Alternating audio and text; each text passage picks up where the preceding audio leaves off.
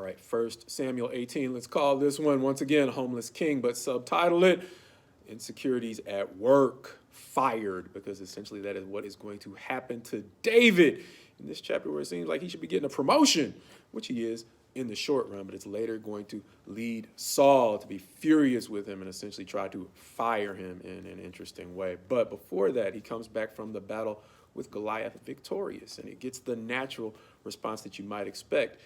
The people are excited. Saul's own son is excited, and Saul is excited. Wow, they've gotten rid of Goliath. He was terrorizing them for at least 40 days, the last chapter is going to tell us. And so now that David has delivered them from that, the instant reaction is joy. It's going to say that Jonathan loved him as his own soul. And eventually we're going to see that it seems like David has much the same response to Jonathan. And for now, he is basically going to take all that he might have been entitled to, meaning Jonathan being in line for the throne. He's not going to seem to be bothered by that as he begins to take off his own princely garments and give them to David, understanding that before we mentioned the saying, game recognize game, meaning a person of a certain level of ability can often recognize and admire that same level of commitment or even a greater talent in someone else. And that's what we seem to see out of Jonathan here, as Jonathan, having risked his life to deliver Israel from living in caves in fear of the Philistines, that famous statement, whether by few or by many, God can deliver. He and his armor bearer risking their lives to go ahead and set off a victory for Israel.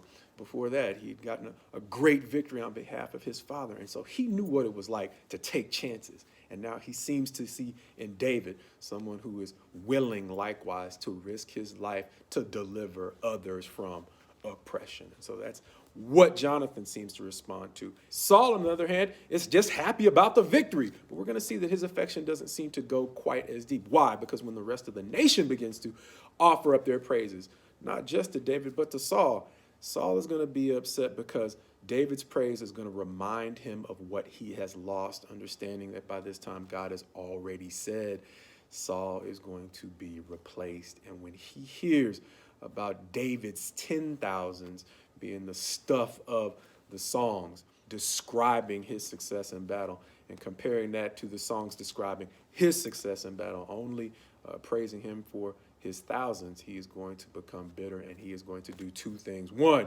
he ain't going to give David a pink slip like most folks would get when they get fired. He's going to send David a pink slip in the form of a spear, because a harmful spirit is going to harass him as David is playing the lyre, as he does from time to time, to make sure that the harmful spirits do not agitate Saul too much. This time it's not going to work.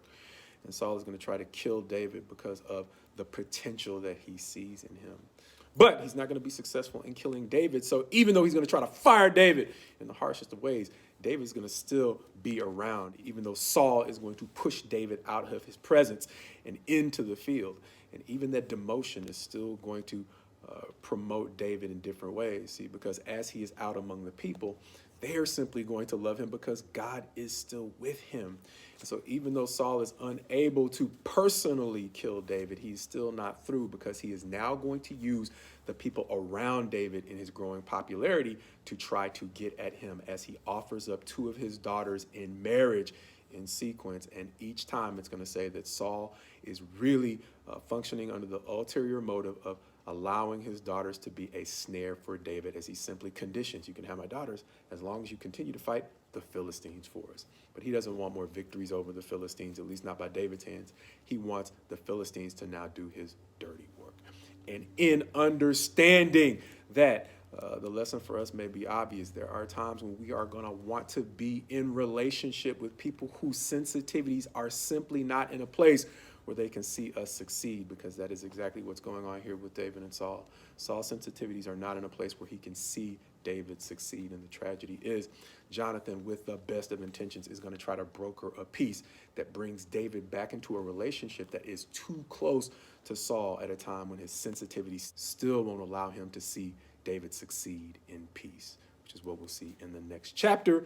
As we say in the meantime, hoping for God's best to you as you go forward in him, recognizing times in which you might want mentorship or relationship with people who for now simply might not be in an emotional place where they can help you out in the ways that you might need.